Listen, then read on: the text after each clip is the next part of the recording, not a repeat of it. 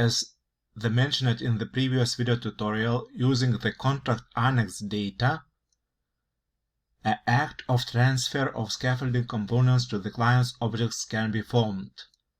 These actions can be done in the client's object data editing page in the table containing the main data of the previously formatted contract annexed by clicking the small green button in the Actions column, which displays the text Act when we hover the mouse over it. Before performing these actions, let's click the Changes button above the table mentioned before. When we click it, a page should open where we can see changes of scaffolding components in the client's object, but in this case, when we click the Changes button, this page will not open, but only the message to this object there were no components transferred, therefore the changes in the object page is not rendered, will appear on a red background. Also, if we open the Act list page through the left hand menu section Act Scaffolding Rent, we will see that there is a single act in this list yet.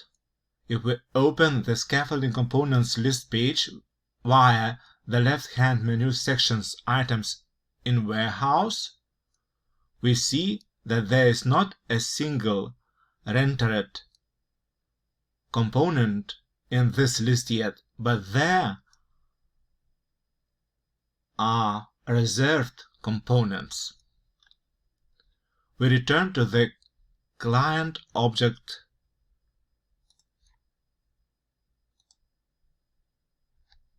data editing page and click the mentioned small green button.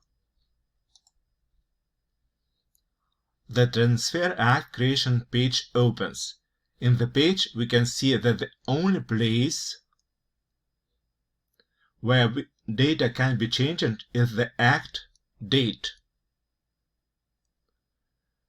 Other data can be changed only by editing the contract annex data, and if we see that something else needs to be changed, we should not create the Act, but return to the contract annex editing page and change the necessary data.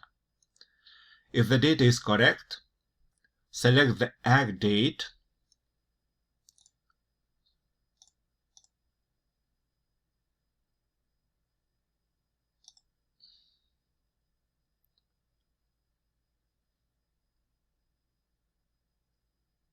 and click the Create Transfer Act button.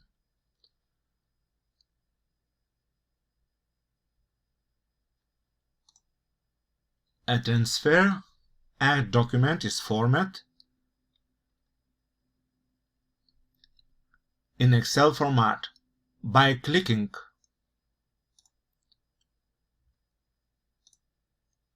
the Changes button.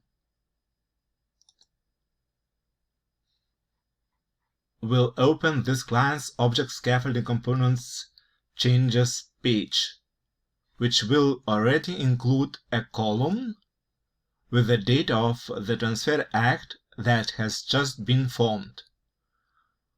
By opening the Act list page through the left-hand menu section Act Scaffolding Rent, we will see that this list already contains the main data of the Transfer Act that has just been formed. By opening Scaffolding Components list page through the left-hand menu section Items in Warehouse, we will see that rendered components have appeared in this list, and reservations have disappeared because they were used to transfer reserved scaffolding components to the client's object. By opening the Components View page, in the row which it is visible that a certain quantity is rented, we will see to which client's objects this component has been rented. Returning to the client's object data editing page,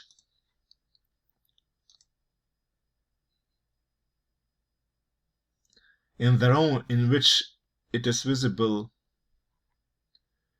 we will see in the Contract Annexes table that in the Contract Annex row, column Actions, only a blue small button remains, because after the data of this contract annex was used to form a transfer act, the data of this contract annex cannot be edited and cannot be used to form a new transfer act. One transfer act is formed from one scaffolding component rental contract annex, and the number and number prefix of these two documents are the same.